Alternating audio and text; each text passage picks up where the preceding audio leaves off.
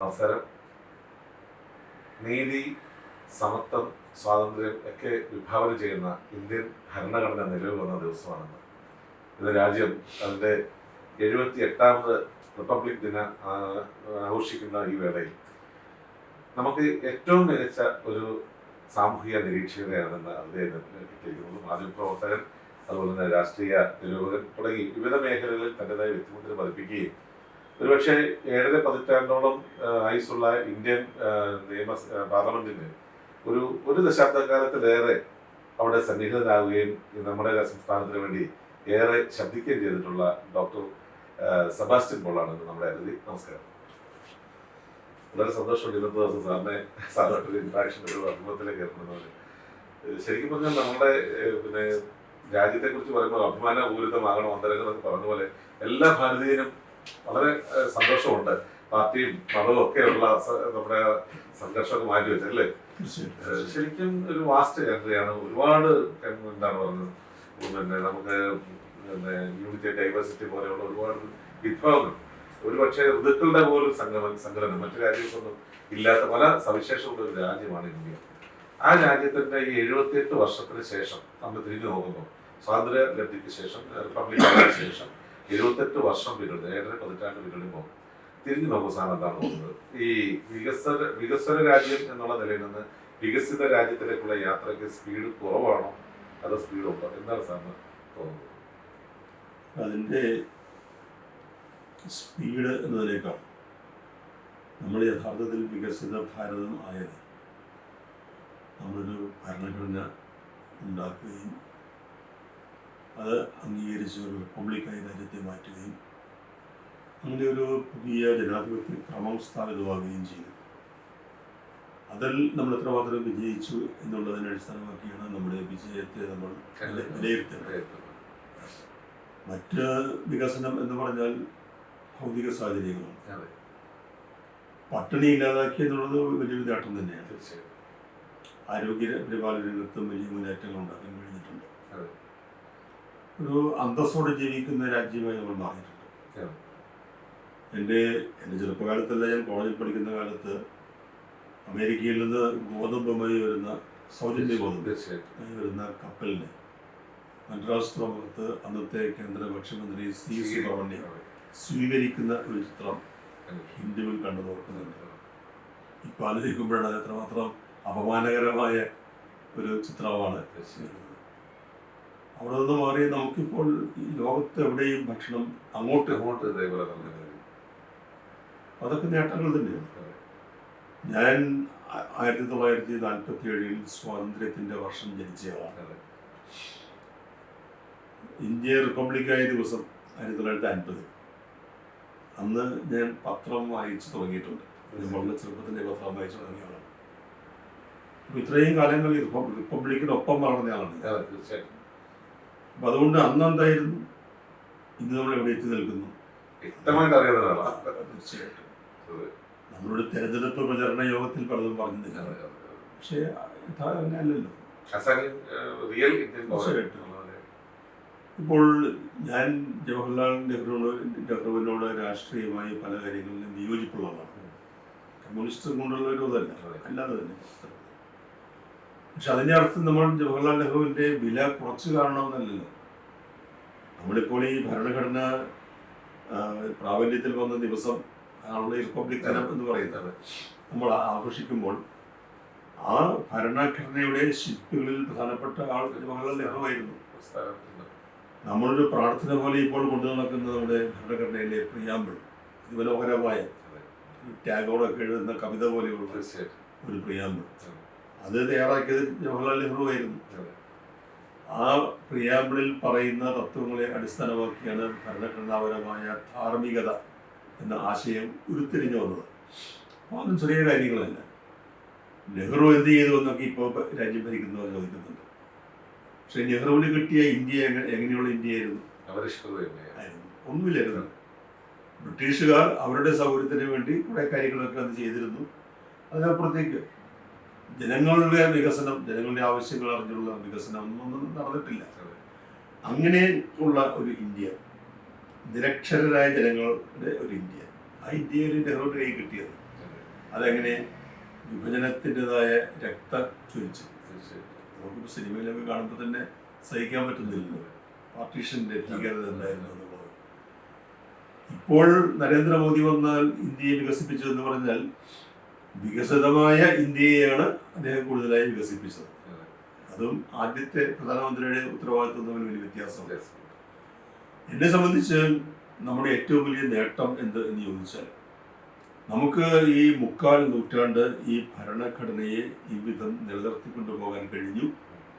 നമ്മുടെ റിപ്പബ്ലിക്ക് അന്ന് നമ്മൾ എങ്ങനെ വിഭാവന ചെയ്തുവോ അതുപോലെ നിലനിർത്തിക്കൊണ്ടു പോകാൻ കഴിഞ്ഞു. അതൊരു ചെറിയ നേട്ടമല്ല. നമ്മുടെ ഭരണഘടന അംഗീകരിക്കപ്പെട്ട് കഴിഞ്ഞപ്പോൾ ലോകം മുഴുവൻ അത് ഒരു വിസ്മയത്തോടെയാണ് അത് നോക്കിയത്. അന്നത്തെ അറിയപ്പെടുന്ന ഭരണഘടനാ പണ്ഡിതനായിരുന്നു ബ്രിട്ടനിലെ ഐവർ ജെന്നിങ്സ്. അദ്ദേഹം ഇത് വായിച്ചതിന് ശേഷം പറഞ്ഞത് നന്നായിരിക്കുന്നു, ഗംഭീരമായിരിക്കുന്നു, പക്ഷേ ആയുസ് ഏറിയാൽ ഒരു 4-5 വർഷം പറ്റില്ല. അദ്ദേഹം പറഞ്ഞത് ശരിയായിരുന്നു. കാരണം അന്നത്തെ ഇന്ത്യ ഇങ്ങനെയൊരു ഭരണഘടനയെ ഉൾക്കൊള്ളാനുള്ള പ്രാപ്തി ഇല്ലായിരുന്നു. അവർക്കറിയില്ല എന്താണ് ജനാധിപത്യം, എന്താണ് സാഹോദര്യം, എന്താണ് സമത്വം, എന്താണ് നീതി. ഈ ചാതൽ വർണ്ണത്തിൻ്റെ ചളിക്കുഴിയിൽ കിടക്കുന്ന ജനങ്ങൾക്ക് അവരെങ്ങനെ അറിയാനാണ്? ഈ ഐവർ ജെന്നിങ്സ് സിലോണിന് വേണ്ടി ഏതാണ്ട് അതേ കാലത്തൊരു ഭരണഘടന എഴുതി കൊടുത്തു. അതിൻ്റെ ആയുസ് 5 വർഷം ഉണ്ടായിരുന്നു.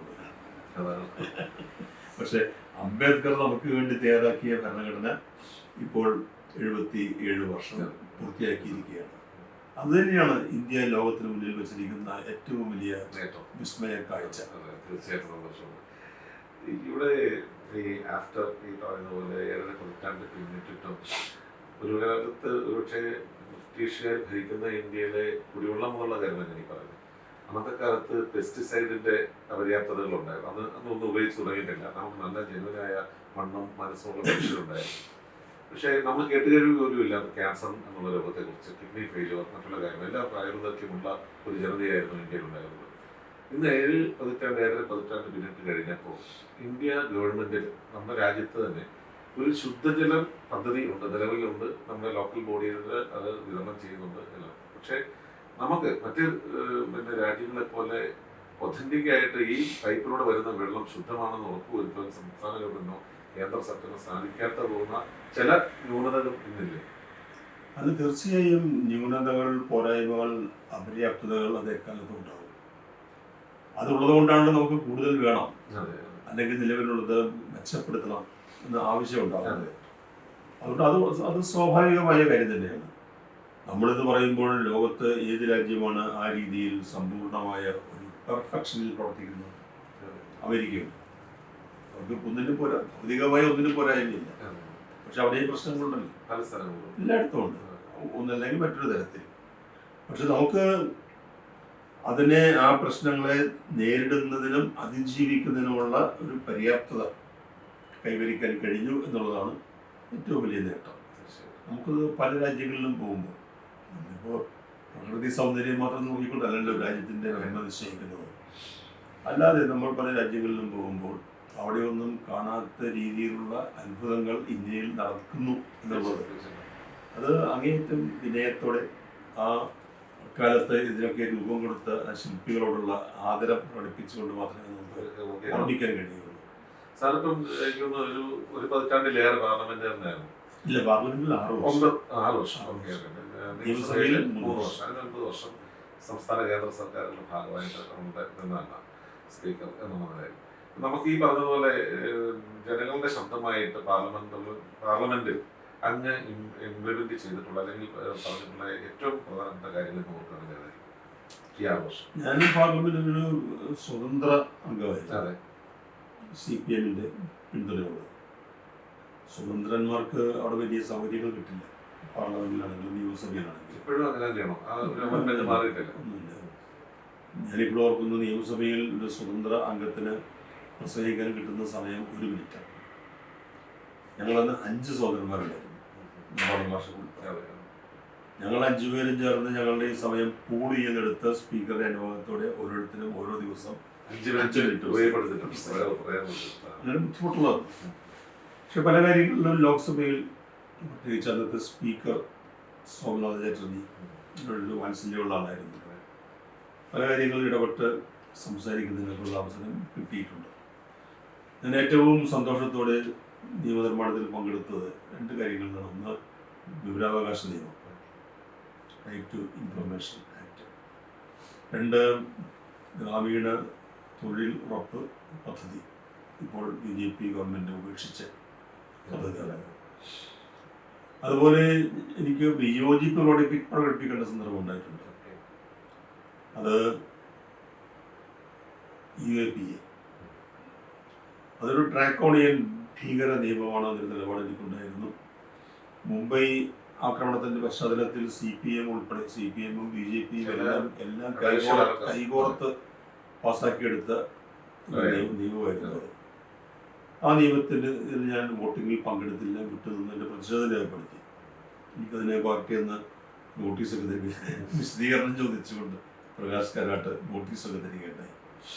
പക്ഷെ അന്ന് ഞാൻ ചൂണ്ടിക്കാണിച്ച കാര്യങ്ങൾ തന്നെയാണ് ഇപ്പോൾ പാർട്ടി ചൂണ്ടിക്കാണിക്കുന്നത്. അപ്പൊ എൻ്റെ അഭിപ്രായത്തിൽ താൽക്കാലികമായ എന്തെങ്കിലും ഒരു നിലപാടിന്റെ അടിസ്ഥാനത്തിലല്ല ഇത്തരം കാര്യങ്ങളിൽ നമ്മൾ നിലപാട് സ്വീകരിക്കുന്നത്.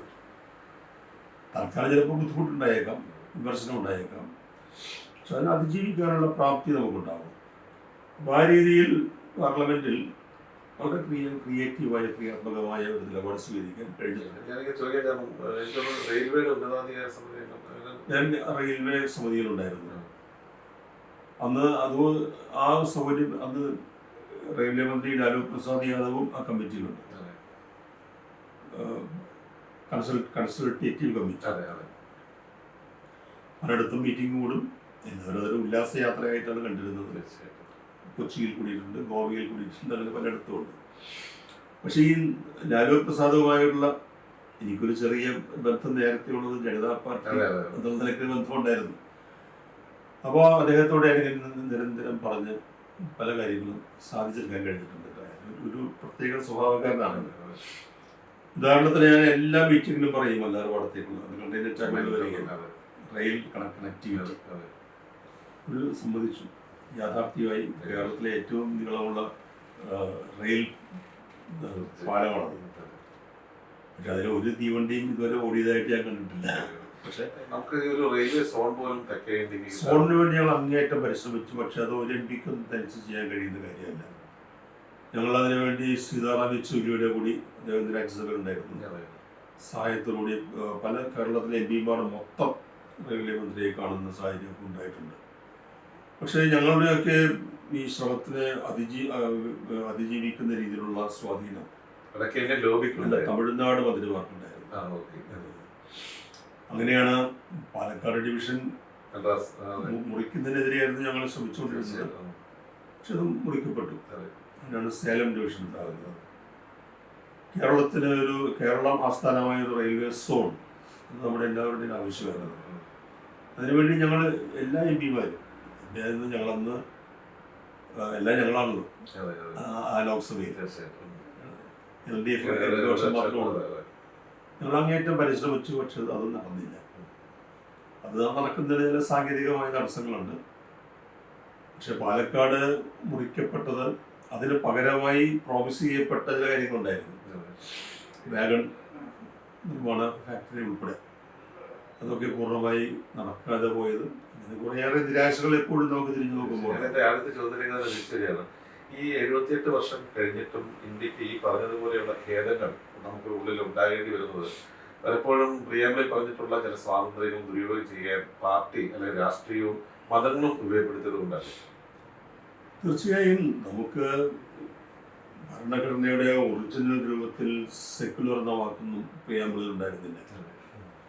ജവഹർലാൽ നെഹ്റു സെക്യുലർ അല്ലാതിരുന്നത് കൊണ്ടോ സെക്യുലർ എന്ന പദത്തിൻ്റെ പ്രാധാന്യം അംബേദ്കർക്ക് മനസ്സിലാകാതെ പോയതുകൊണ്ടോ അല്ലെങ്കിൽ കോൺസ്റ്റിറ്റ്യൂവൻ്റ് അസംബ്ലിക്ക് തന്നെ അത് മനസ്സിലാക്കാൻ കഴിയാതെ പോയതുകൊണ്ടോ അല്ല സംഭവിച്ചത്. അത് പ്രത്യേകം എഴുതി വെക്കേണ്ട ആ കാര്യമില്ല. കാരണം നമ്മുടെ ഭരണഘടന തന്നെ ഓർമ്മപ്പെടുത്തേണ്ട കാര്യമില്ല, സെക്യുലറാണ്.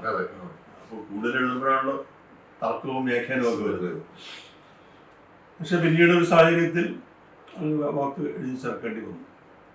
സെക്യുലർ മാത്രമല്ല, സോഷ്യലിസ്റ്റ് എന്ന വാക്ക് കൂടി ആ കൂട്ടത്തിലുണ്ടായിരുന്നു. അതിനെക്കുറിച്ച് ആരും ചർച്ച ചെയ്യുന്നില്ല. പോട്ടെ, അത് പിന്നെ വേറൊരു പക്ഷേ. പക്ഷെ നമ്മുടെ ഭരണഘടനയുടെ മൊത്തത്തിലുള്ള വാക്കുകളിലില്ല, ഭരണഘടനയുടെ മൊത്തത്തിലുള്ള ഒരു സ്പിരിറ്റ്, ലെറ്റർ ആൻഡ് സ്പിരിറ്റ് എന്നല്ലേ പറയുന്നത്.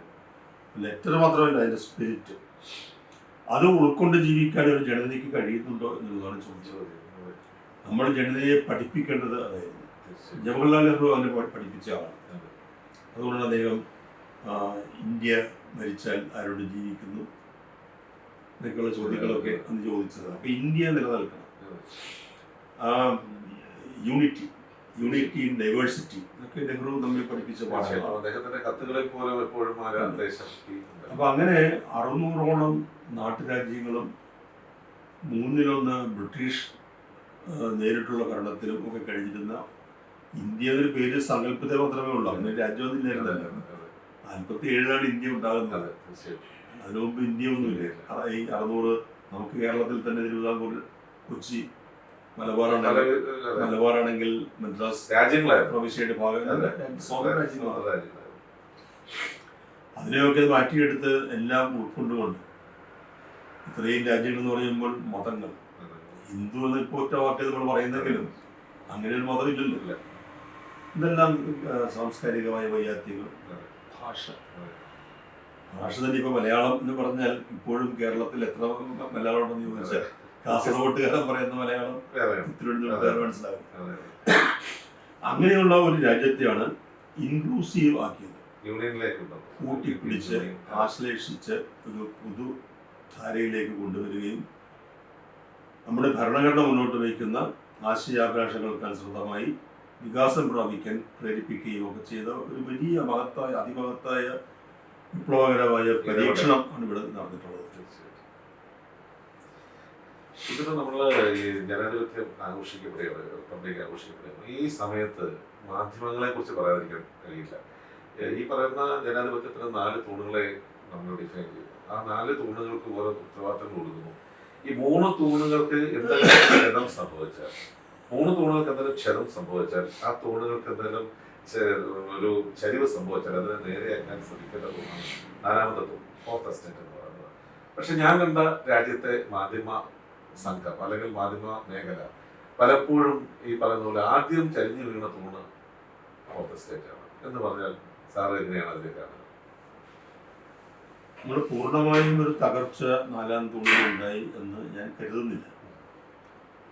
എൻ്റെ നിലപാട് മാധ്യമങ്ങളോട് വളരെയേറെ പക്ഷപാതപരമായ നിലപാടായിരിക്കും. തീർച്ചയായിട്ടും അതുകൊണ്ടുകൂടി ആയിരിക്കാം എന്ന് പറയേണ്ടി വരുന്നത്.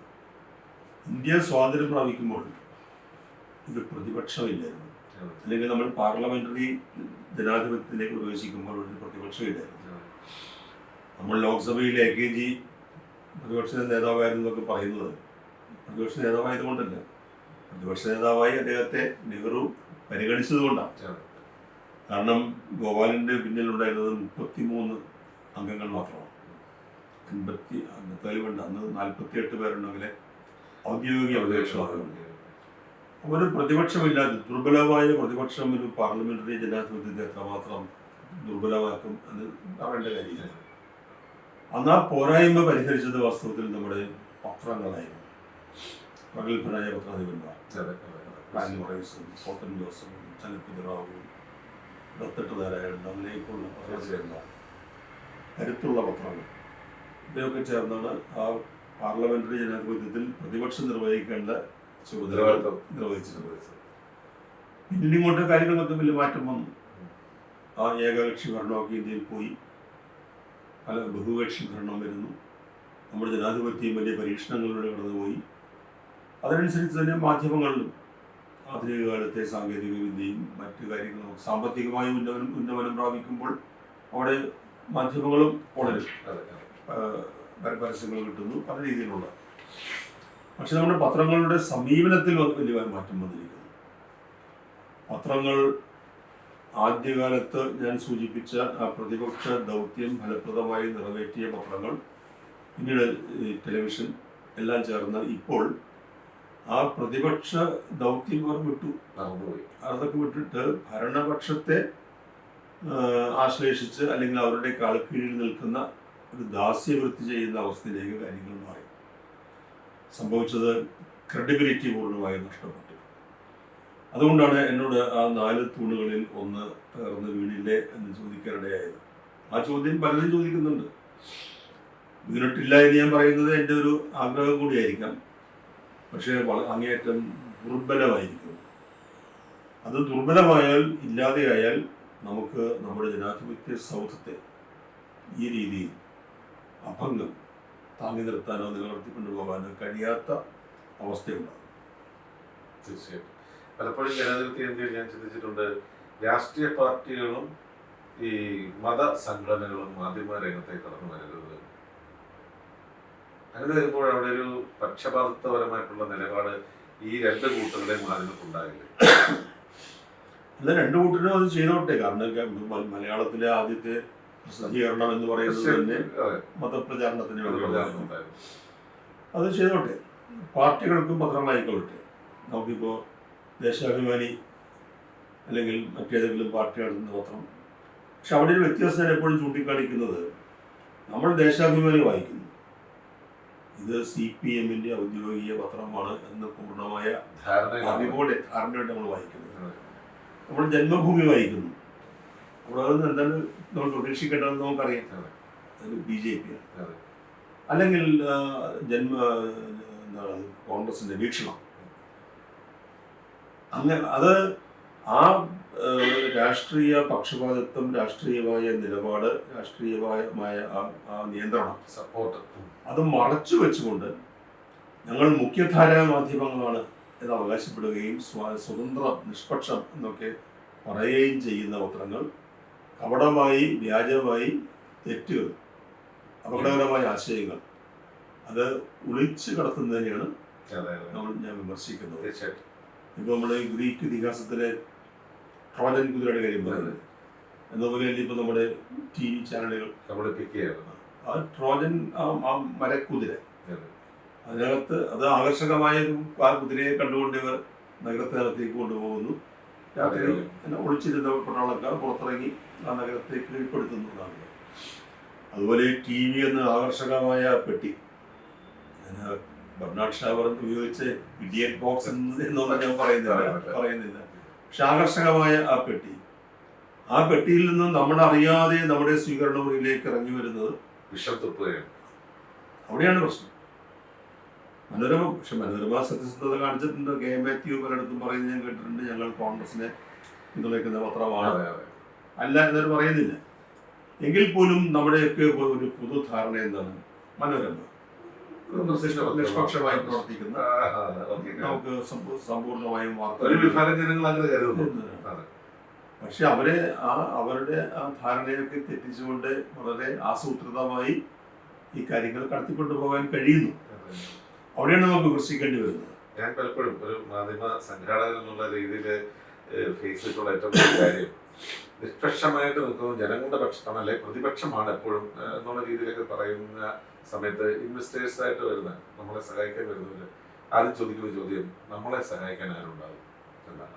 അപ്പൊ ആ ഒരു ചിന്തയായിരിക്കും പലപ്പോഴും ഏതെങ്കിലും ഒരു പാർട്ടിയിൽ അഭയം തേടേണ്ടി വരുന്നത് മാധ്യമ മുതലാളിമാർക്ക് എന്ന് എനിക്ക് തോന്നിയിട്ടുണ്ട്. പക്ഷെ ഇപ്പം ഇവിടെ ഓൺലൈൻ നവമാധ്യമങ്ങളുടെ ഒരു കടന്നുകയറ്റം 5-ാം വരുന്നിരിക്കുന്നു. വളരെ സത്യസന്ധമായി ചെയ്യുന്ന ഒരുപാട് പേരുണ്ടാകും, ആ കൂട്ടത്തിലുണ്ടാകും. പക്ഷെ ഇന്ന് ഇലക്ഷൻ അടുക്കാറാകുമ്പോഴത്തേക്ക് പുതുനാമ്പുകൾ പോലെ ഒരുപാട് മാധ്യമങ്ങൾ, അതും നമുക്ക് വളരെയേറെ താല്പര്യമുള്ള പല മാധ്യമ പ്രവർത്തകരും അന്നേരം ഈ പറയുന്നത് പോലെ ആ പുതിയ മാധ്യമങ്ങളുടെ മുതലാളിമാരായിട്ട് കടന്നു വരുന്നുണ്ട്. അങ്ങനെ വരുന്ന മാധ്യമങ്ങളുടെ ആദ്യത്തെ വീഡിയോ കാണുമ്പോൾ തന്നെ നമുക്കറിയാം ഇത് ഏത് പാർട്ടിയെ സപ്പോർട്ട് ചെയ്താണ് വരുന്നത്.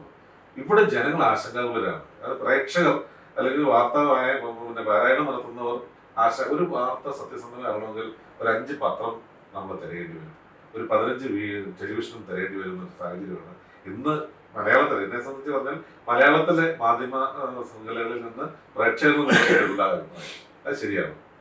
സത്യസന്ധമായ ഒരു വാർത്ത നൽകുന്ന മാധ്യമം ഏതാണെന്ന് ചോദിച്ചാൽ ആർക്കും ഉത്തരവില്ല. അത് പറയാൻ കഴിയില്ല. കാരണം ഞാനിപ്പോൾ പലതരത്തിൽ മാധ്യമ നിരീക്ഷണം നടത്തുന്ന ആളാണ്. അതെ. പക്ഷെ എന്നോട് ഈ ചോദ്യം ചോദിച്ചാൽ എനിക്ക് ഉത്തരം പറയാൻ കഴിയില്ല. ഞാൻ എന്നോട് തന്നെ ചോദിച്ചാലും എനിക്ക് ഉത്തരവില്ല. ഞാനിപ്പോൾ രാവിലെ പറഞ്ഞതുപോലെ 12 പത്രം എനിക്ക് കിട്ടുന്നുണ്ട്. ഈ 12 പത്രവും ഞാൻ വായിക്കുന്നുണ്ട്, വളരെ ഗൗരവത്തോടെ വായിക്കുന്നുണ്ട്. ചാനലുകളുടെ എണ്ണം നമുക്ക് അറിയാം, അതും കാണുന്നുണ്ട്, എല്ലാം മാറി മാറി കാണുന്നുണ്ട്. ഇതെല്ലാം ചേർന്നാണ് നമുക്കൊരു ഏകദേശ ചിത്രം കിട്ടുന്നത്. എന്നാൽ തന്നെ ആ ചിത്രം പൂർണ്ണമാണോ എന്ന് ചോദിച്ചാൽ ആണെന്നും പറയാൻ കഴിയില്ല. നമുക്കിപ്പോൾ അതിന് ഇപ്പോൾ വൈവിധ്യം വന്നപ്പോൾ ഒരു പ്രശ്നം എന്താണ്, ഈ മാധ്യമരംഗത്തെ നാനാത്വം വന്നപ്പോൾ ഗീബൽസിന്റെ തിയറി ഫലപ്രദമായി ഇപ്പോൾ നടപ്പാക്കാൻ കഴിയും. ഇവരെല്ലാവരും ചേർന്ന് ഒന്നിച്ചിട്ട് കാര്യം പറഞ്ഞാൽ നമ്മൾ സത്യമാണെന്ന് വിശ്വസിക്കാം. പറയുന്നത് ശരിയോ തെറ്റോ എന്ന് അറിയാൻ നമുക്ക് മാർഗമില്ലല്ലോ. അപ്പം അങ്ങനെ ഒരു പ്രശ്നമുണ്ട്.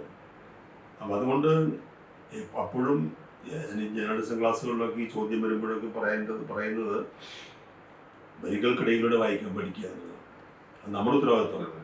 നമ്മൾ പൂർണ്ണമായി പത്രങ്ങളെയോ ചാനലുകളെയോ ആശ്രയിക്കാതെ അതേ നമുക്ക് ഉള്ളു സോഴ്സ് എന്ന നിലയ്ക്ക് ഒരാളെ നമുക്ക് തരുന്നത്. അപ്പം അത് നമ്മൾ വരികൾക്കിടയിലൂടെ വായിക്കുക എന്ന് പറഞ്ഞാൽ വിമർശന ബുദ്ധിയോടെ വായിക്കുക, എഴുതാപ്പുറം വായിക്കുക. അത് തെറ്റാണെന്നാണ് നമ്മൾ പണ്ട് പഠിച്ചിട്ടുള്ളത്. പക്ഷെ ഇപ്പോഴത്തെ ആ കാലത്ത് എഴുതാപ്പുറം വായിക്കണം. ഇവരെന്താ എഴുതാതെ കളഞ്ഞിരിക്കുന്നത് അതുകൂടി നമ്മൾ അറിയണമല്ലോ. പക്ഷേ മാധ്യമങ്ങൾ ഇപ്പോൾ സംഭവിച്ചുകൊണ്ടിരിക്കുന്നത് വലിയ തോതിലുള്ള വിശ്വാസ്യത അവർക്ക് നഷ്ടപ്പെട്ടുകൊണ്ടിരിക്കുക. ക്രെഡിബിലിറ്റി ഇല്ലാതാകുന്ന മാധ്യമങ്ങളെ കൊണ്ട് ആർക്കും ഒരു പ്രയോജനമില്ല.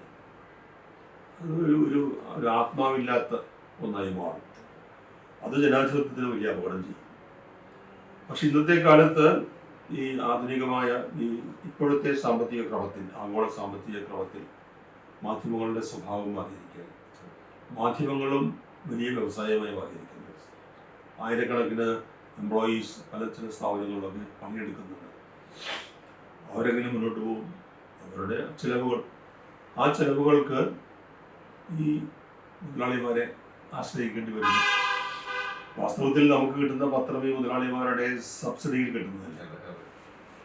മലയാള മനോരമ നമ്മൾ 10 രൂപ കൊടുത്ത് ഇപ്പോൾ കിട്ടും. ഈ പരസ്യങ്ങളില്ലായിരുന്നെങ്കിൽ അതിന് 50-ഓ 60-ഓ ചിലപ്പോൾ 100 രൂപ വരെ കൊടുക്കേണ്ടി വരും.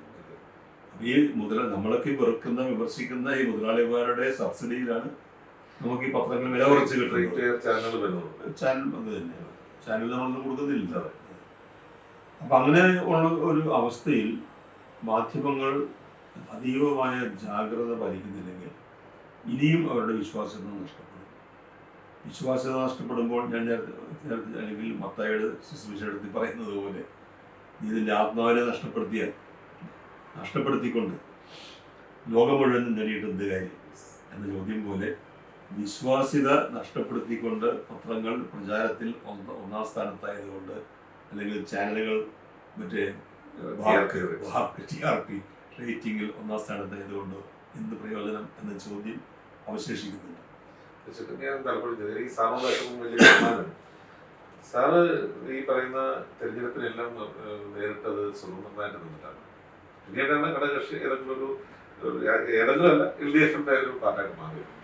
അത് കാരണം സാറിനെ സംബന്ധിച്ച് ഇന്നും ഈ 78ാമത്തെ വയസ്സിലും സാറിനെ സംബന്ധിച്ചിട്ട് നിഷ്പക്ഷമായിട്ട് പാർട്ടിയുടെ കാര്യങ്ങളിലും സംസാരിക്കാൻ കഴിയുന്നുണ്ട്, മാധ്യമങ്ങളെ നിരൂപണം ചെയ്യാൻ കഴിയുന്നുണ്ട്. അത് കാരണം രാഷ്ട്രീയ നിരൂപണത്തിലൊക്കെ സാറിന്റെ വാക്കുകൾക്ക് ജനങ്ങളൊരു മാന്യത നൽകുന്നു. ശരിക്കും ഒരു MP അല്ലെങ്കിൽ ഒരു നിയമസഭാ സാമാജികന് കൈ അയച്ച് ഒരു വിഷനോട് കൂടി പ്രവർത്തിക്കാൻ സാധിക്കും. ഇപ്പൊ നമ്മൾ സാറിന് തന്നെ ഒരു ലേഖനത്തിൽ വീണ ജോർജിനെ കുറിച്ച് പറയുന്നതുള്ളൂ. നമ്മളുടെയൊക്കെ സതീർത്ഥിലാണ്, അല്ലെങ്കിൽ സതീർത്ഥല്ല, നമ്മളൊക്കെ ജോലി ചെയ്ത സ്ഥാപനങ്ങളിലെ ജോലിയാണ്. അപ്പൊ ആ സാഹചര്യത്തിലെ തീപ്പൊരി ജേർണലിസ്റ്റ് ആയിരുന്നു ആ കാലത്ത്. ജനങ്ങളുടെ ശബ്ദമായിട്ട് ഓരോ ഇന്റർവ്യൂ പങ്കെടുക്കുന്നു. അതുപോലെ താങ്കളുടെ മുമ്പിൽ വന്നിരിക്കുന്ന ആ ഇന്റർവ്യൂവിനെ ഒരു എന്താണ് കൂടുതൽ ബുദ്ധിമുട്ടിക്കാതെ അദ്ദേഹത്തിന് എന്താണോ എടുക്കാൻ കഴിയുന്ന ഒരു ആളായിരുന്നു ശ്രീ വീണ ജോർജ്. പക്ഷേ ഈ പറയുന്ന ആരോഗ്യ മന്ത്രിയായി വന്നതിന് ശേഷം പലപ്പോഴും വീണ ജോർജ് എന്ന് പറഞ്ഞ ഒരു വനിതാ ആരോഗ്യ വകുപ്പ് മന്ത്രിയിൽ നിന്ന് ഞാൻ പ്രതീക്ഷിച്ചതിന്റെ അത്ര എനിക്ക് കിട്ടിയില്ല എന്ന് എനിക്ക് തുറന്നു പറയാൻ പറ്റുന്ന ഒരു മാധ്യമ പ്രവർത്തനം ഞാൻ. പ്രത്യേകിച്ച് നമ്മളുടെ ആശാ വർക്കേഴ്സിന്റെ ഉണവേലത്തിന്റെ കാര്യത്തിൽ 7000 രൂപയ്ക്ക് വീണ ജോർജിന് ജീവിക്കാൻ പറ്റില്ല. അവിടെ 7000 രൂപ, അത് ഒരു 20,000 രൂപ എന്ന് പറഞ്ഞാൽ ഒരു 10,000 രൂപയിൽ കൊടുക്കുന്ന രീതിയിൽ കർക്കശ നിലപാടായി ഇടതുപക്ഷ ഗവൺമെന്റിനോട് ആവശ്യപ്പെടാൻ വീണ ജോർജിനെ മറ്റാർക്കും പറ്റുകയുമില്ലായിരുന്നു. ഓക്കെ, നമുക്ക് മടങ്ങി വരാം. എന്നാണിപ്പം ഡോക്ടർ സെബാസ്റ്റ്യൻ പോൾ സാറാണുള്ളത്. ഇന്നത്തെ ദിവസം ഈ 78ാമത് വാർഷികം റിപ്പബ്ലിക് ദിന ആഘോഷങ്ങൾ നടക്കുന്ന രാജ്യത്ത് എല്ലാവരും ശരിക്കും പറഞ്ഞാൽ ഈ യൂണിറ്റി ആൻഡ് ഡൈവേഴ്സിറ്റി എന്ന് ഇന്ന് പറയാൻ പറ്റുന്നത് ഈ കക്ഷിരാഷ്ട്രത്തിൽ ഏതിലോ പദത്തിൽ ഏതിലോ വിശ്വസിച്ചാലും ഇന്ന് ഈ രാജ്യത്തിന്റെ പേരും റിപ്പബ്ലിക് ദിനവും ഒക്കെ കാണുമ്പോൾ എപ്പോഴും മനസ്സിനുള്ളിലുള്ള ഒരു ഈ ചോരത്തിളപ്പുണ്ട്. രാജ്യത്തിന്റെ ഒരു അതാണ് ഇന്നും അവശേഷിക്കുന്നത്. അതിനെ ഒന്ന് രൂഢമൂലമായി അരക്കിട്ട് ഉറപ്പിക്കുവാൻ എന്താ വേണ്ടത്? അത് ആ ചിന്ത ഇപ്പോഴും ഉണ്ട് എന്നാണ് ഞാൻ കരുതുന്നത്. ജനങ്ങളുടെ മനസ്സിൽ നമ്മൾ ഇന്ത്യക്കാർ, നമ്മൾ ഭാരതീയർ വളരെ ഉദാത്തമായ ഭരണഘടനാ മൂല്യങ്ങളിൽ അധിഷ്ഠിതമായ ദേശീയത നമുക്ക് എല്ലാവർക്കും ഉണ്ട്. അതില്ലാത്ത ആരെങ്കിലും ഉണ്ടെന്ന് ഞാൻ കരുതുന്നില്ല. പക്ഷേ ചിലരൊക്കെ ആവശ്യപ്പെടുന്നതിന് ആഗ്രഹിക്കുന്നത് BJP ആഗ്രഹിക്കുന്നത് പോലെ മതാധിഷ്ഠിതമായ ദേശീയത, അത് നമ്മൾ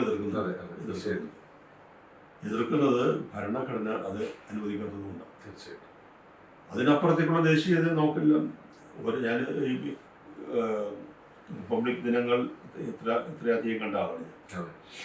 പണ്ട് ഈ കളർ പ്രിന്റിംഗ് ഒന്നും ഇല്ലാതിരുന്ന കാലത്ത് പത്രങ്ങളിൽ ഈ മൂവർണ്ണത്തിൽ തലക്കെട്ടുകളൊക്കെ പ്രിന്റ് ചെയ്ത് വരുന്ന ഒരു ദിവസം റിപ്പബ്ലിക് ദിന സപ്ലിമെന്റിലാണ് അതൊക്കെ അടിച്ചു വരുന്നത്. അപ്പം അന്നത്തെയൊക്കെ റിപ്പബ്ലിക് ദിന പതിപ്പുകളിലൊക്കെ പ്രത്യേക ലേഖനങ്ങളൊക്കെ വരും, ദേശീയ നേതാക്കന്മാരുടെയും ഒക്കെ. അതിൽ അന്നത്തെ എൻ്റെ ഓർമ്മയിലുള്ള പല കാര്യങ്ങളും ഇപ്പം അതിനൊന്നും പ്രസക്തിയില്ല. നമ്മളതിനേക്കാളൊക്കെ അപ്പുറത്തേക്ക് വളരെ പക്വമായ മച്ചുവറായ ഒരു ഡെമോക്രസിയായി മാറിയിരിക്കുന്നു. ഞാൻ മറ്റ് സ്ഥിതിവിവര കണക്കുകളിലേക്കൊന്നും പോകുന്നില്ല. പക്ഷെ ഒരു ചോദ്യം ഇപ്പോഴും എന്നെ അലട്ടുന്നത്, നമ്മൾ ലോകത്തിലെ ഏറ്റവും വലിയ ജനാധിപത്യമാണ്. നമ്മുടെ ഭരണഘടന കാലത്തെ അതിജീവിച്ച ഭരണഘടനയാണ്. ലോകത്തിന് തന്നെ മാതൃകയാണ്. ഇതൊക്കെയായിട്ടും നമ്മൾ നേരത്തെ ഈ സംസാരത്തിൽ പത്രങ്ങളെക്കുറിച്ച്, നാലാം തൂണിനെ കുറിച്ചുള്ള പരാമർശം ഉണ്ടായിരുന്നു. പത്രസ്വാതന്ത്ര്യത്തിന് ഒരു ആഗോള ഇൻഡെക്സ് ഉണ്ട്, തയ്യാറാക്കുന്നത്. അത് നമ്മുടെ സ്ഥാനം എവിടെയാണ്? 180 രാജ്യങ്ങളിൽ നമ്മൾ 151ാമതാണ്. അടുത്ത അയൽ രാജ്യം ശ്രീലങ്കയിൽ പോലും നമുക്ക് മുന്നിലാണ്. ഇതിൽ താഴേക്ക് വന്നാൽ 180 എന്ന് പറഞ്ഞാൽ ഉത്തര കൊറിയയാണ്. അവിടെ വരെ എത്താനായിട്ട് അധികം താമസമൊന്നും വേണ്ടെന്ന് തോന്നുന്നു. കുറേയൊക്കെ അവർ സ്വീകരിക്കുന്ന മാനദണ്ഡങ്ങളുടെ പ്രശ്നമായിരിക്കാം, പാശ്ചാത്യ ഏജൻസികളാണല്ലോ. എങ്കിൽ പോലും ഒന്നാം സ്ഥാനത്ത് നോർവേ നിൽക്കുന്നു, അതിനടുത്തൊക്കെ എത്താൻ നമുക്കൊന്നും കഴിയാത്തത്. അപ്പോൾ എവിടെയോ എന്തോ പ്രശ്നമുണ്ട്. അപ്പോൾ അവർ നോക്കുന്നത് ഇവിടെ എത്ര പത്രം ഇറങ്ങുന്നു എന്നുള്ളത് മാത്രമല്ല, അഭിപ്രായ പ്രകടന സ്വാതന്ത്ര്യത്തിന് എത്രമാത്രം ഇവിടെ സൗകര്യമുണ്ട്. അതൊരു പ്രശ്നമല്ല. ഇപ്പോൾ മീഡിയ 1 ചാനലിൻ്റെ പ്രക്ഷേപണ അനുമതി ഗവൺമെൻറ് റദ്ദാക്കിയപ്പോൾ അതിനെതിരെ എറണാകുളത്ത് ഹൈക്കോടതി ജംഗ്ഷനിൽ നടന്ന പൊതുയോഗത്തിൽ അന്ന് ഞാൻ പ്രസംഗിച്ചു. ഞാനൊരു കേസിലെ പ്രതിയാണ്. കലാപത്തിന് ആഹ്വാനം നൽകി എന്നാണ് കേരള പോലീസ് എനിക്കെതിരെ ചുമത്തിയിരിക്കുന്ന കുറ്റം. അപ്പോൾ കേരളത്തിലെ അവസ്ഥ ഇതാണെങ്കിൽ UP ബീഹാറിലോ ഒക്കെ ചെന്ന് നമ്മളെ അഭിപ്രായപ്പെടുന്ന സ്വാതന്ത്ര്യം പറഞ്ഞാൽ എന്തായിരിക്കും അവസ്ഥ? അപ്പോൾ എവിടെയൊക്കെയോ നമുക്ക് പോരായ്മകളുണ്ട്, എവിടെയൊക്കെയോ വലിയ തോതിലുള്ള നവീകരണം ആവശ്യമുണ്ട്. ഭരണഘടനയിലും കാലോചിതമായ മാറ്റങ്ങൾ വരേണ്ടതിന്റെ സാഹചര്യങ്ങളുണ്ട്. ഇവിടെ എടുത്തു പറയുന്ന ഒരു കാര്യം നേരത്തെ സൂചിപ്പിച്ചതുപോലെ ലോകാസമസ്ത സൂരം ഭൗതെന്ന് പാടിയ ഒരു രാജ്യമാണ്. ലോകത്തുള്ളവരെല്ലാം സുഖവാന്മാരാകട്ടെ, സന്തോഷവാന്മാരാകട്ടെ എന്ന് പറയുമ്പോൾ സാർ നേരത്തെ സൂചിപ്പിച്ച ആഗോള മാധ്യമ ഇൻഡെക്സ് പോലെ ആഗോള ഹാപ്പിനെസ് ഇൻഡെക്സിൽ രാജ്യത്തിന്റെ സ്ഥാനം വളരെ താഴെയാണ്.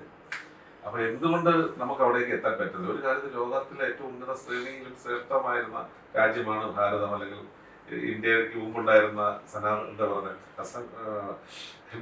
ഭാരതം അല്ലേ? അപ്പൊ അഖണ്ഡ ഭാരതം എന്ന് പറയും. അപ്പൊ ആ ഒരു കാലഘട്ടത്തില് രാജ്യത്തിന് എങ്ങനെയായിരുന്നു യശസ്? അന്നത്തെ കാലത്ത് ₹1 = $1 എന്ന് പറയുന്നൊരു കാലഘട്ടം ഉണ്ടായിരുന്നു. ഇന്ന് അവിടെ നിന്ന് എത്രത്തോളം നമ്മൾ താഴേക്ക് പോയി എന്നുള്ള ഒരു ചിന്ത കൂടിയാണ് ഇന്നത്തെ നമ്മുടെ ഇതിൽ വന്നത്. ഞങ്ങൾക്ക് 1-2 കാര്യങ്ങൾ എല്ലാവരോടും ഞാൻ പറയുന്ന പോലെ സാറിനോടും എനിക്ക് 1-2 കാര്യങ്ങൾ പറയാനുണ്ട്. അങ്ങയുടെ ഈ പറയുന്ന ഇടപെടലിലൂടെ അതൊരു മാറ്റം വരട്ടെ എന്ന് കരുതിയിട്ടാണ്. പ്രധാനമായിട്ടും ഭക്ഷ്യസുരക്ഷയുടെ ഒരു ഭാരതം നമ്മൾ സ്വപ്നം കാണുന്നുണ്ട്. ഭാരതത്തിൽ പെസ്റ്റിസൈഡ് ഫ്രീ ആയിട്ട് മാക്സിമം ഈ രോഗങ്ങൾക്ക് കാരണം ഇപ്പോൾ നമ്മൾ ഉപയോഗിക്കുന്ന കീടനാശിനികളാണ്. നിർബാധം അത് ഉപയോഗിക്കുമ്പോൾ വികസ്വര രാജ്യങ്ങൾ പോലും ഉപയോഗിക്കാതിരിക്കാൻ പറയുന്ന ഉൽപ്പന്നങ്ങൾ ഇന്നും ഇവിടെ ഉപയോഗപ്പെടുത്തുന്നതെന്നാണ് മലനാട് ജീവി കണ്ടെത്തിയത്. 2 തവണ മാധ്യമം ഒരു സ്റ്റഡി റിപ്പോർട്ട് ഒരു അക്രോസ് കേരള ഞങ്ങൾ ജേണി നടത്തിയിരുന്നു. എനിക്കൊന്ന് ഇന്ത്യയിൽ തന്നെ ഒരു വിഷയത്തിൽ ഒരു സംസ്ഥാനാനന്തര ജേണി നടത്തി പഠന റിപ്പോർട്ട് തയ്യാറാക്കിയ ഇന്ത്യയിലെ ആദ്യത്തെ മാധ്യമം മലനാട് ജീവിയാണ് ഭക്ഷ്യസുരക്ഷയുടെ കാര്യത്തിലാണ്. അതിൽ ഞെട്ടിക്കുന്ന ഒരു വിഷയമാണ് ഇടുക്കിയിലെ സെന്റ് സെബാസ്റ്റ്യൻ കോളേജ് ഞങ്ങൾക്ക് നൽകിയത്. ഇടുക്കിയെ മിടുക്കിയാക്കാൻ എന്നുള്ള പ്രോജക്റ്റിൽ അവർ പറഞ്ഞത് ഇടുക്കിയിൽ ഒരു പർട്ടിക്കുലർ സ്ഥലത്ത് എൻഡോസൾഫാൻ വിക്ടിംസ് ഉണ്ട്. നമ്മൾ ഇപ്പോൾ വയനാട് മറ്റേ കാസർഗോഡും പാലക്കാടും ഒക്കെ കണ്ടിരുന്ന എൻഡോസൾഫാൻ വിക്ടിംസ് ഈ എറണാകുളത്തിന് 50 കിലോമീറ്റർ അപ്പുറത്തുണ്ട് എന്ന് പറയുമ്പോൾ അതിൻ്റെ ഒരു രൂക്ഷത മനസ്സിലാക്കുക. അതിൽ 1250 ജനറ്റിക് ഡിസോർഡറുള്ള കുഞ്ഞുങ്ങളുടെ ഫോട്ടോകളടക്കം ഞങ്ങൾക്ക് ഒരു കൈമാറുകയും അത് കേന്ദ്ര സംസ്ഥാന സർക്കാരുകൾക്ക് ഞങ്ങൾ കൈമാറുകയും ചെയ്തിരുന്നു. മുഖ്യമന്ത്രി ഓഫീസിൽ നിന്ന് നമുക്ക് കിട്ടിയ മറുപടി അവരുണ്ട്, അവരെയും കൂടെ ഈ പട്ടികയിൽ ഉൾപ്പെടുത്തിയവർക്കുന്നതിന് സഹായം നൽകണമെന്നാണ് ഞങ്ങൾ ആവശ്യപ്പെട്ടത്. അതിൻ്റെ ഉത്തരവാദിത്തം ഇടുക്കി ഭരണകൂടത്തിനാണെന്നാണ് അന്നത്തെ മുഖ്യമന്ത്രിയുടെ ഓഫീസ് നമുക്ക് നൽകിയ മറുപടി. അപ്പം ഇതിനെല്ലാം കാരണം ഈ പറയുന്ന കള കീടനാശിനികളുടെ അമിത ഉപയോഗമാണ്. അപ്പം ഭക്ഷ്യ സുരക്ഷയുള്ള ഒരു ഭാരതത്തിൽ ആദ്യം തന്നെ പെസ്റ്റിസൈഡ് ഫ്രീ ആയിട്ടൊരു ഇന്ത്യ വരണം. അതുകൂടാതെ ഈ കുടിക്കാൻ തരുന്ന കുടിവെള്ളം, ശുദ്ധജലം ഈ അടുത്ത കാലത്ത് നടത്തറ പഞ്ചായത്ത് നടപ്പിലാക്കിയ പോലെയുള്ള ജലനിധി പദ്ധതി പ്രകാരം 7, അതായത് PH-വാല്യൂ 7 ഉള്ള കുടിവെള്ളം ഇന്ത്യയിലെ ഓരോ ജനങ്ങൾക്ക് കിട്ടണം എന്നുള്ളൊരു ആഗ്രഹം കൂടിയാണ് ഈ റിപ്പബ്ലിക് ദിനത്തിൽ മലനാട് ടിവിക്ക് അങ്ങനെ ഉപയോഗിക്കാറുള്ളത്. നമ്മുടെ ഈ വികാസം പ്രാവശ്യം പറയുമ്പോൾ കുടിവെള്ളത്തെ കുറിച്ച് പറഞ്ഞിട്ടാണ് ഓർമ്മ വന്നത്. ഞങ്ങൾ സ്കൂളിൽ പഠിക്കുന്ന കാലത്ത് ഈ ഇന്റർവെല്ലിന് മണിയടിച്ച് കുട്ടികൾ പുറത്തേക്ക് ഓടി ഈ പബ്ലിക് ടാപ്പിൽ നിന്നാണ് വെള്ളം കുടിക്കുന്നത്. ആർക്കും അതിലൊരു പോരായ്മയും തോന്നിയിട്ടില്ല. പക്ഷെ ഇന്ന് പബ്ലിക് ടാപ്പ് കുടിവെള്ളത്തിന് വേണ്ടിയുള്ളതല്ല. ആ വെള്ളം നമ്മൾ നമ്മുടേതായ രീതിയിൽ ശുദ്ധീകരിച്ച് തിളപ്പിച്ച് അറ്റി കുടിക്കണം. അത് ഒരുപക്ഷെ നമ്മുടെ ശുചിത്വബോധം ആരോഗ്യബോധം കുറെ കൂടി വളർന്നതുകൊണ്ടും കൂടി ആയിരിക്കാം. ഏതായാലും പോരായ്മകൾ ധാരാളമുണ്ട്. പോരായ്മകൾ പരിഹരിക്കേണ്ടത് നമ്മൾ തന്നെയാണ്. നമുക്ക് ഡൊണാൾഡ് ട്രംപിനെയും കൊണ്ട് ക്ഷണിക്കാൻ കഴിയില്ല, നമ്മൾ തന്നെയാണ്. ഇപ്പോൾ അതിന് ആ ഉത്തരവാദിത്തം ഏറ്റെടുത്തിരിക്കുന്നത് നരേന്ദ്രമോദിയാണ്. അദ്ദേഹവും അദ്ദേഹത്തിൻ്റെ പാർട്ടിയും പറയുന്ന എല്ലാ കാര്യങ്ങളും നമുക്ക് അംഗീകരിക്കാനും കഴിയില്ല. വിമർശിക്കേണ്ടത്, എതിർക്കേണ്ടത് അതൊക്കെ നമുക്ക് ചെയ്യേണ്ടി വരും. അതൊക്കെ കൂടി ചേർന്നതാണ് നമ്മുടെ ഈ സ്വാതന്ത്ര്യം എന്ന് പറയുന്നത്. പക്ഷേ ഇന്ത്യ, നമ്മൾ ആർക്ക് വേണ്ടി ഗ്രേഡും മാർക്കും ഞാൻ ഇടുന്നില്ല, പക്ഷേ ഇന്ത്യ വളർന്നുകൊണ്ടിരിക്കുകയാണ്, വികസിച്ചുകൊണ്ടിരിക്കുകയാണ്, പുരോഗമിച്ചുകൊണ്ടിരിക്കുകയാണ്. അത് ഭൗതികമായി നമ്മളെ കാഴ്ചകൾ കാണുന്നുണ്ട്. ഇപ്പം നമ്മൾ സംസാരിക്കുന്നതിന് തൊട്ട് മുമ്പ് ഞാൻ ന്യൂഡൽഹിയിലെ റിപ്പബ്ലിക് ദിന പരേഡ് TV കണ്ടുകൊണ്ടിരിക്കുകയായിരുന്നു. ഒരു രാജ്യം എന്ന നിലയിൽ നമുക്ക് അഭിമാനം തോന്നുന്ന സന്ദർഭമായിരുന്നു. നമ്മുടെ പട്ടാളത്തിൻ്റെ ആ പകിട്ട്, അവരുടെ ആ വൈദഗ്ധ്യം, അവർ പ്രദർശിപ്പിക്കുന്ന ആയുധങ്ങൾ,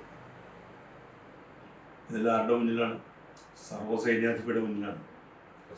ഇതൊരു ആചാരമാണെന്ന് പണ്ട് രാജാവായിരുന്നു. ഇപ്പോൾ അവിടെ നിൽക്കുന്നത്, ഇവരുടെ സല്യൂട്ട് സ്വീകരിക്കുന്നത് സർവ്വസൈന്യാധിപയാണ് എന്ന് പറഞ്ഞാൽ നമ്മുടെ ദ്രൗപദിയും പറഞ്ഞു. നമ്മൾ റിപ്പബ്ലിക് എന്ന് പറയുന്നതിൻ്റെ അർത്ഥം തന്നെ അതാണ്. അത് വളരെ കാലം വൈകിയാണ് റിപ്പബ്ലിക്കിൻ്റെ അർത്ഥം എന്താണെന്ന് മനസ്സിലാക്കിയത്. സ്കൂളിലൊക്കെ പഠിപ്പിക്കുന്നതിൻ്റെ ഒരു പോരായ്മ കൂടിയാണ്. ജനങ്ങളാൽ തിരഞ്ഞെടുക്കപ്പെടുന്ന രാഷ്ട്രത്തലവൻ ഉള്ള രാജ്യം റിപ്പബ്ലിക്കാണ്. അത് സിമ്പിൾ ഡെഫിനിഷനാണ്.